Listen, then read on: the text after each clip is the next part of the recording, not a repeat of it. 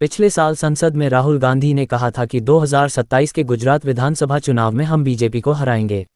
लगभग 4 महीने पहले अहमदाबाद के एक सार्वजनिक मंच से राहुल गांधी ने गुजरात कांग्रेस की नेतागिरी को लेकर क्या कहा था, पहले वो सुनिए। उसके बाद हम बात करेंगे कांग्रेस पार्टी और गुजरात के मुस्लिम समाज के बीच बढ़ते मतभेदों की। कि गुजरात की जो लीडरशिप है, गुजरात के जो कार्यकर्ता हैं, गुजरात के जो डिस्ट्रिक्ट प्रेसिडेंट्स हैं, ब्लॉक प्रेसिडेंट्स हैं,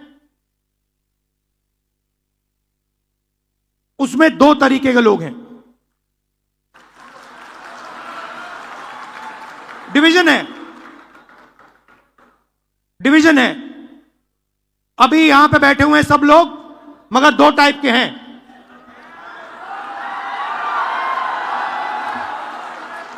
एक है जो जनता के साथ खड़ा है, जो जनता के लिए लड़ता है, जो जनता की इज्जत करता है और जिसके दिल में कांग्रेस पार्टी की विचारधारा है। और दूसरा है जो जनता से कटा हुआ है, दूर बैठता है, जनता की इज्जत नहीं करता है,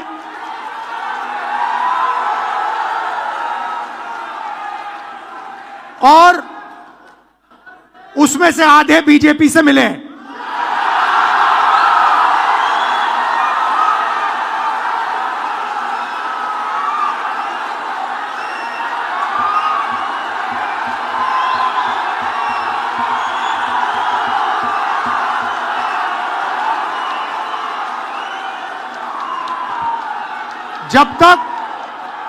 जब तक हमने इन 2 को क्लियरली अलग नहीं किया, तब तक गुजरात की जनता हम में बिलीव नहीं कर सकती है।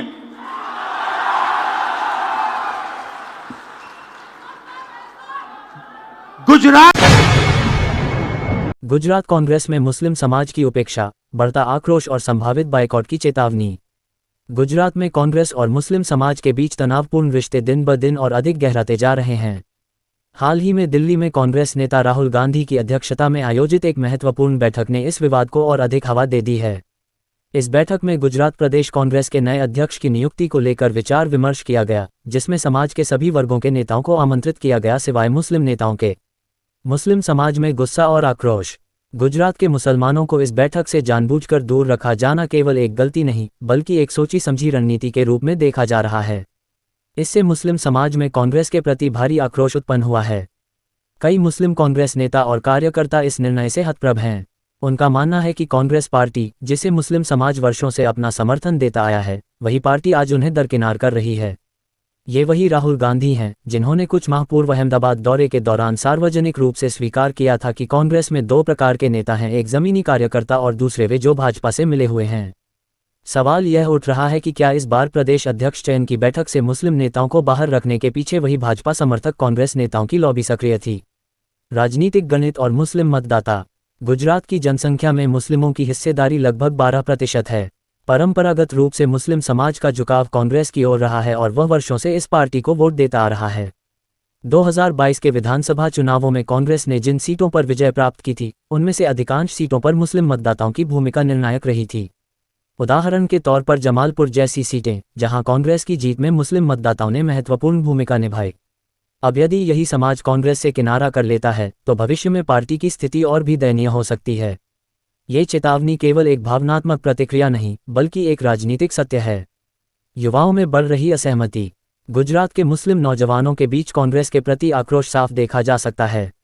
वे सवाल उठा रहे हैं कि आखिर कब तक मुस्लिम समाज कांग्रेस में केवल वोट बैंक बनकर रहेगा। न प्रतिनिधित्व, न सम्मान, फिर किस आधार पर समर्थन दिया जाए।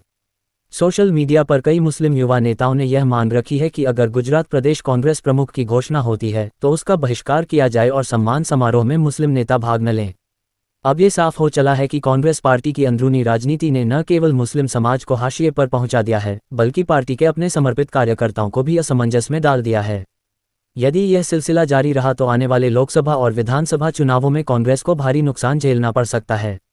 गुजरात में पहले ही पार्टी का जनाधार कमजोर हो चुका है, ऐसे में मुस्लिम वोटों का नुकसान पार्टी के लिए और भी घातक साबित हो सकता है।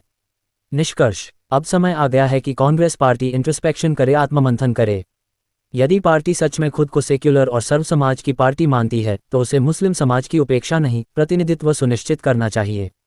वरना जिस समाज ने वर्षों से कांग्रेस का झंडा उठाए रखा, वही समाज इस बार चुनाव में कांग्रेस के खिलाफ खड़ा हो सकता है और यह पार्टी के लिए किसी बड़े संकट से कम नहीं होगा।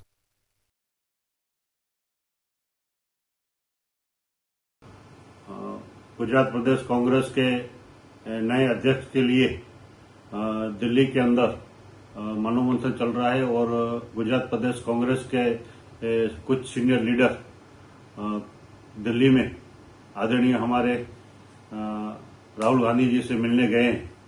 तब उस डेलीगेशन के अंदर गुजरात के मुस्लिम समाज के एक भी नेता को शामिल किया गया नहीं है।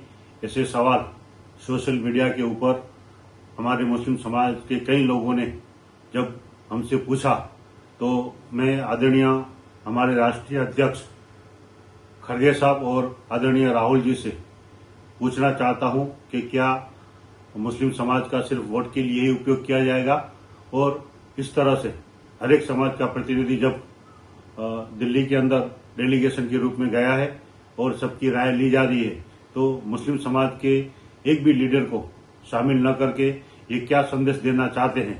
तो मैं इस वीडियो के माध्यम से हमारे राष्ट्रीय नेतृत्व और गुजरात के सीनियर लीडरों से विनती करता हूं कि गुजरात के अंदर मुस्लिम समाज 10% है और उनको साथ ऐसे अनदेखी न किया जाए कि इलेक्शन के अंदर हमेशा मुस्लिम समाज कांग्रेस का मतदाता रहा है और ऐसे जो मतदाता है उनके साथ ऐसी खिलवाड़ न की जाए।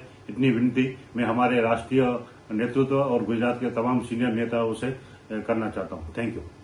अगर आपको दिलचस्प और जानकारीपूर्ण वीडियो पसंद हैं तो हमारे YouTube channel Muslim of Gujarat को अभी सब्सक्राइब करें। वीडियो को लाइक करें और ज़्यादा से ज़्यादा शेयर करें ताकि हमारा संदेश दूर दूर तक पहुंचे। आपका सपोर्ट हमारे लिए बहुत मायने रखता है। शुक्रिया।